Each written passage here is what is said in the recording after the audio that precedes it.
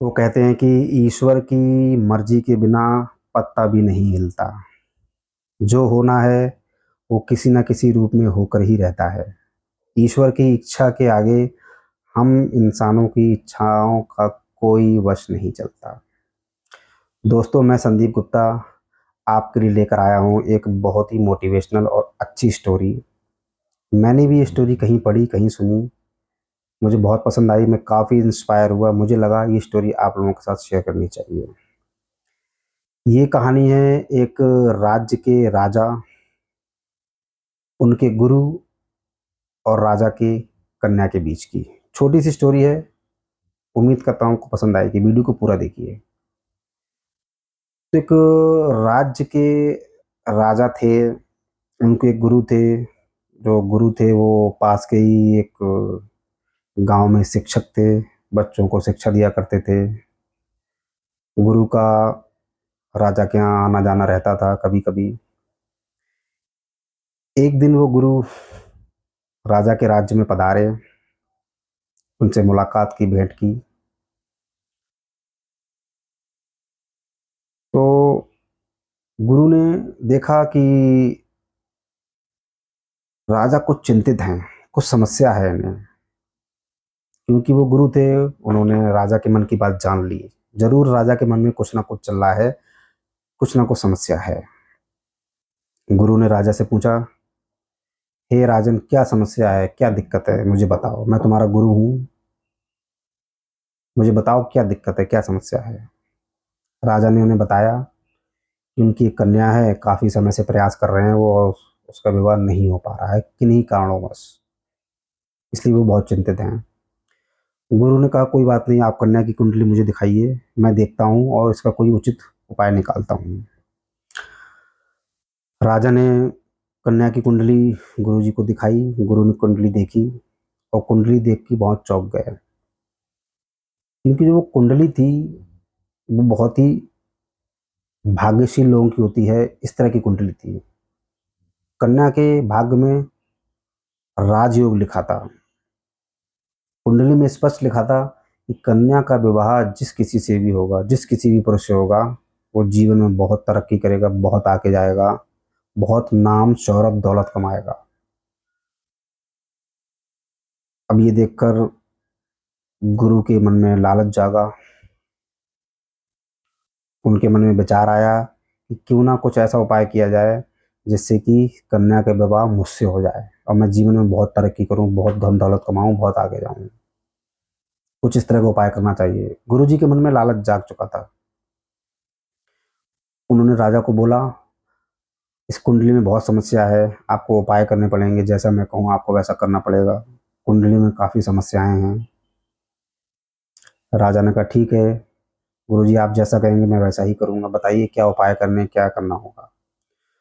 तो गुरुजी ने कहा कि अपनी कन्या को एक बड़े से बक्से में बंद करके, उस बक्से में बहुत सारे हीरे जवाहरात पैसे भर के इसको नदी में आप प्रवाहित कर दो।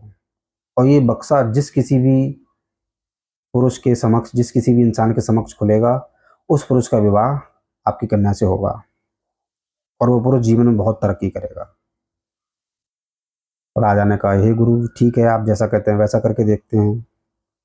राजा ने अपनी कन्या को एक बड़े से बक्से में बिठाया, उसमें बहुत सारे हीरे जवाहरात, बहुत सारी धन दौलत पैसे भर के सैनिकों से वो बक्से को नदी में प्रवाहित करने के लिए कहा।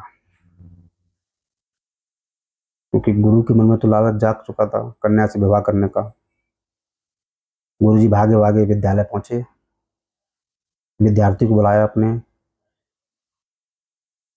बोला जाओ नदी किनारे जाओ, वहां पर एक बक्सा बहकर आ रहा होगा और उस बक्से को सही सलामत जल्दी से जल्दी मेरे पास लेकर आओ। और उस बक्से को लाकर मुझे देना और मुझे एक कमरे में बंद कर देना, बाहर से ताला लगा देना।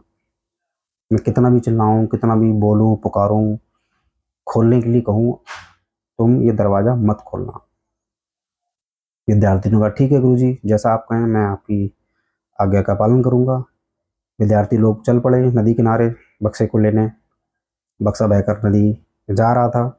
वहीं थोड़ा सा आगे एक अन्य राज्य के राजकुमार विश्राम कर रहे थे, संध्याकालीन का समय था, शिकार खेलने आए थे, शाम हो गई थी, थक हारे अपने सैनिकों के साथ विश्राम कर रहे थे। उन्होंने देखा बक्सा बहकर जा रहा है नदी में।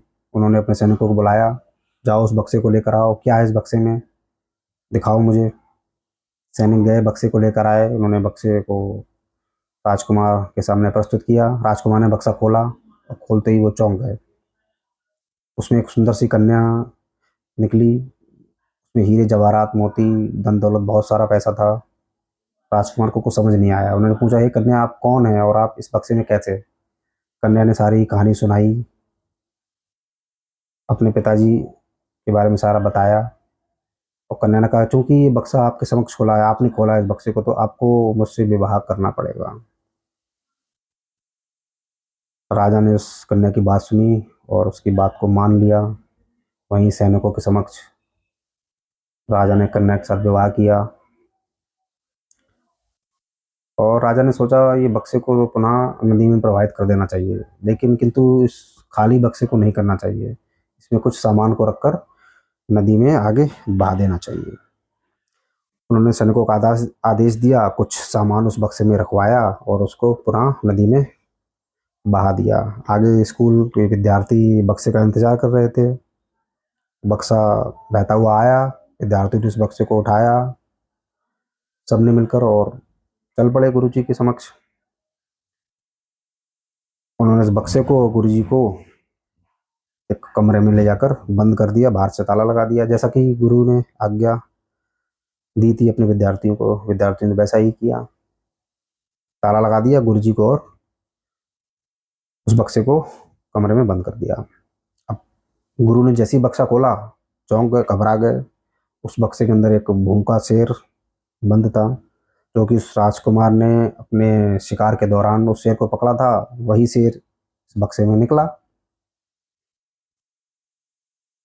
गुरु को समझ में आ गया, उनका अंत समय निश्चित है। वो बहुत चिल्लाए, बहुत पुकारे, दरवाज़ा खोलो, मुझे बाहर निकालो। मगर विद्यार्थियों को तो उन्हें पहले ही आदेश मिल चुका था कि मैं कितना भी चिल्लाऊं, कितना भी पुकारूं, मैं ये दरवाज़ा मत खोलना। विद्यार्थी ने वैसा ही किया। गुरु को समझ आ चुका था कि अब उनका अंत निश्चित है, उनका बचना नामुमकिन है। उन्होंने एक संदेश लिखा बोर्ड पर कि कन्या का विवाह जहाँ होना था वहाँ संपन्न हो गया। ईश्वर की जो इच्छा थी वो पूरी हो गई और मेरा अंत जिस तरह से लिखा था वो हो रहा है। दोस्तों, इस छोटी सी कहानी से हमें दो शिक्षाएं मिलती हैं। एक तो पहली ये कि ईश्वर की इच्छा के आगे हम इंसानों की इच्छाओं का कोई बस नहीं। ईश्वर जो चाहता है, जो लिखा है विधि विधान में, वो होकर रहेगा, किसी न किसी रूप में होकर रहेगा। हम इंसान चाहे कितना भी प्रयास कर लें, कितना भी प्रयत्न कर लें, मगर जो प्रभु की इच्छा है वही होकर रहेगी। पहली शिक्षा। दूसरी शिक्षा कि इंसान की लालच और इंसान की बुराइयां अगर इंसान के ऊपर हावी हो गई तो उसका अंत निश्चित है। हमें अपनी बुराइयों को, हमें अपने लालच को अपने ऊपर हावी नहीं होने देना है। दोस्तों, कमेंट करके बताइए प्लीज़ ये स्टोरी आपको कैसी लगी। अच्छी लगी हो तो वीडियो को शेयर कीजिए, चैनल को लाइक और सब्सक्राइब कीजिए, चैनल को शेयर कीजिए और इसी तरह की मोटिवेशनल और एजुकेशनल वीडियोस को सुनने और जानने के लिए नोटिफिकेशन बेल को प्रेस कीजिए। थैंक यू, धन्यवाद।